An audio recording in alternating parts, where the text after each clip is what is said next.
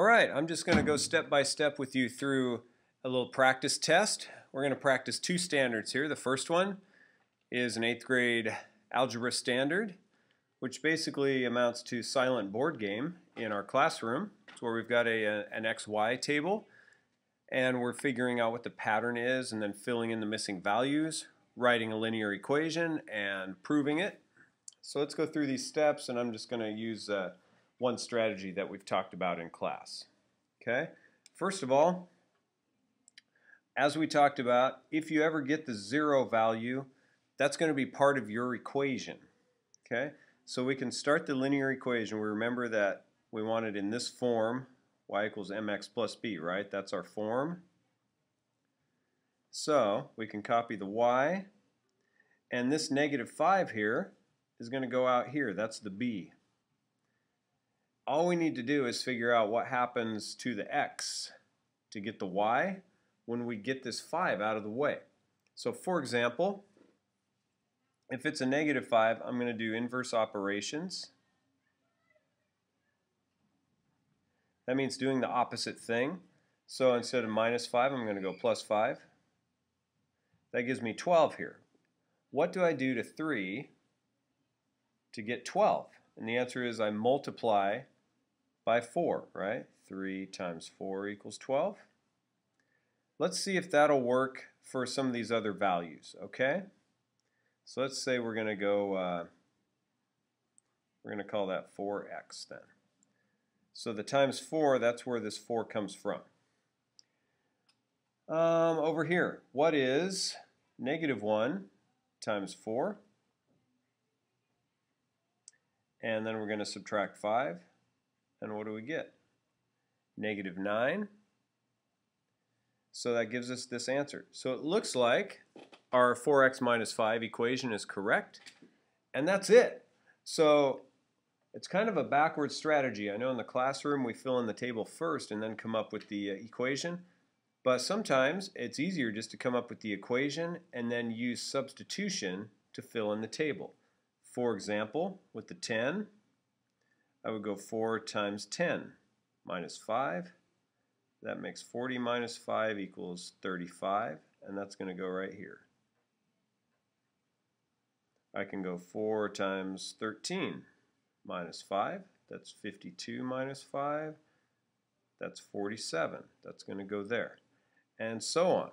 So let's fill these in. 4 times 1 is 4, minus 5 is -1.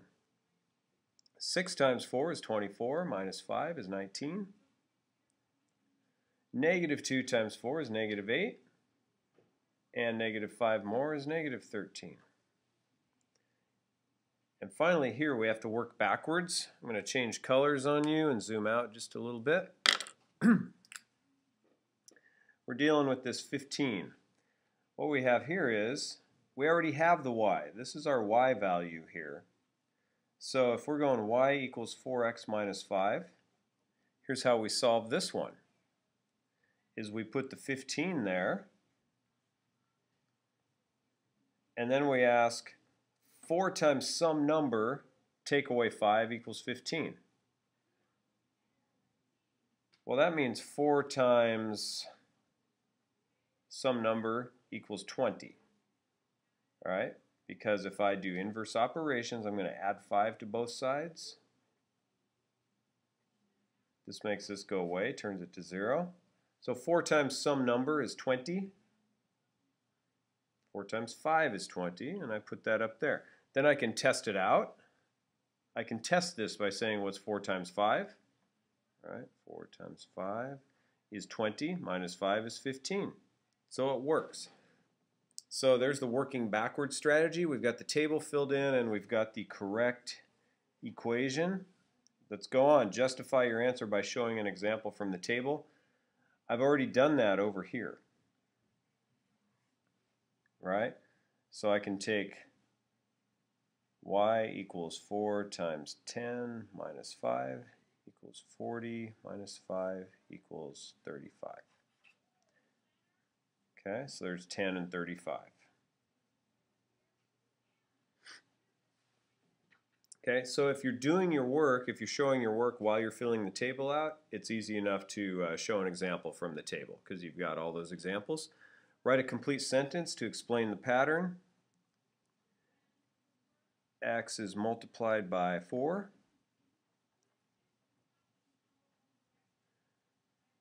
Then 5 is subtracted from that answer, from that product. Okay, lots of different ways to explain that, but you should be able to put it in a sentence. Now we go down to the bottom. If the table above had a y value of 19, what would the x value be? Okay, let's see if we can show this. That means we've got our table, which is an xy table, and it says if the y value is 19, what is x? We kind of did this right here already. We're going to use the inverse operations strategy. Okay, so we have our equation, and y is 19, so we're going to go 19 equals 4 times some number, take away 5. So we need to add 5 to both sides. The reason we do that is we're working backwards. This is essentially saying that 4 times some number, take away 5 is 19. So I want to start with the 19, add 5,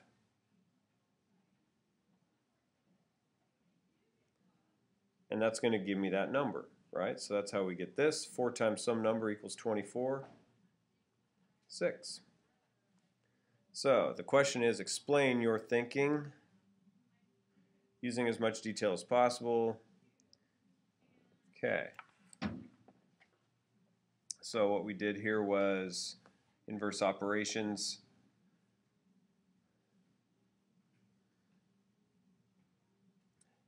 I'm not going to take the time to write all of these sentences down, but my explanation as I went through here, that would be what you write on paper. So what we did was 19 equals 4 times some number, take away 5. So to figure out what that number is, we need to add 5. That gives us 4 times some number is 24. Therefore, that number is 6. There's our explanation. Let's go to the back side of our practice test. This is measures of central tendency, mean, median, and mode. That's our standard 6. Here we go.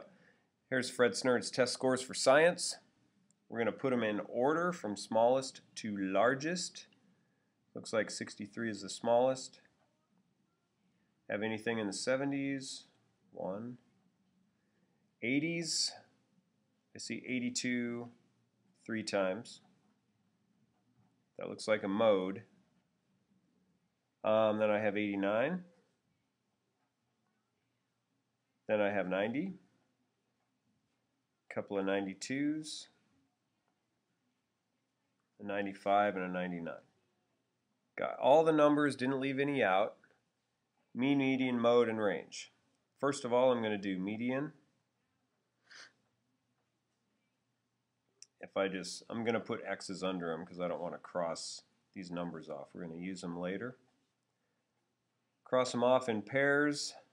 There's 5 crossed off of each end. 89 is the median, and that's showing my work. The mode, we kind of saw that when we were writing all the numbers in order. That happened the most. That was 82. The range equals highest minus lowest. So that's 99, take away 63, 36. And then finally, the mean is, we're going to add all these numbers up. I'm just going to use my calculator here very quickly. You could be doing the same thing. Maybe you can get done before me.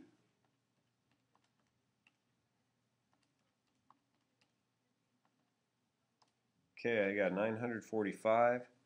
divided by how many numbers are here? There are 11. I know because I crossed 5 off of each end plus 1. That gave me the median, so I knew there were 11 numbers. 945 divided by 11 is 85.9. 85 and 9/10 is the average. Are there any outliers? Well, if I have to pick one, I'm going to pick 63, as it is much lower than all others.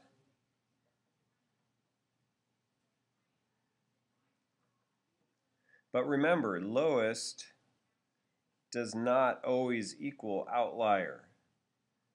It has to do with how far away from the pack of numbers it is. Okay? So if there were some other numbers in the 70s and 60s down here, 63 would not be an outlier. In fact, there would not be any outliers. But in this case, 63.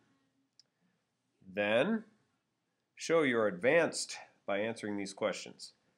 Fred's parents said they would buy him a new video game if he got an A. Using measures of central tendency, which we've just done all the work for above, how can Fred convince his parents to get him the video game? So he's trying to prove that he got an A. Now, in most traditional grading systems, not this class, but most of them, you get this sort of thing. Okay? So right away we see if we use the average, he does not have it, right? But what if 2, 3, 4, 5, he got 5 scores in the 90s,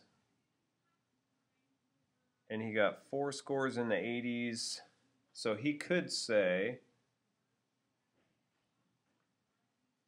I got more scores 90 or above than any others.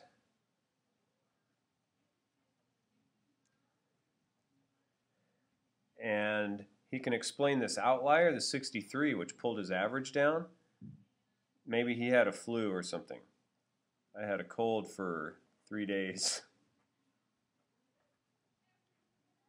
before the 63, so that shouldn't count, right? He can make some kind of emotional plea here, but he's using math, and by saying this, he's talking about the outlier, because many times in data sets, we're going to drop that outlier and not use it. So he's making an argument to use the outlier, and he's also using this idea of frequency. So this is kind of like a mode argument. You know, 82 happened the most up here, but he had the most scores above at 90 or higher. So he's got a couple of good arguments here. Plus, if you drop that outlier, that's going to kick up his average a little bit. Now, his parents are going to say, you did not earn it. They're going to argue with the mean. They're going to say, hey, your average was a B. Too bad. Or they could say, you had 82 3 times. So we think that's really where you are in this class. Okay, so they could use mean or mode. Fred has to be a little more creative, using scores at 90 or higher, getting rid of an outlier like that. You're using critical thinking. Maybe you can come up with another way to do it, but those are the first 2 things that came into my head. And that's the end of this video. Check your work, and I will see you on test day.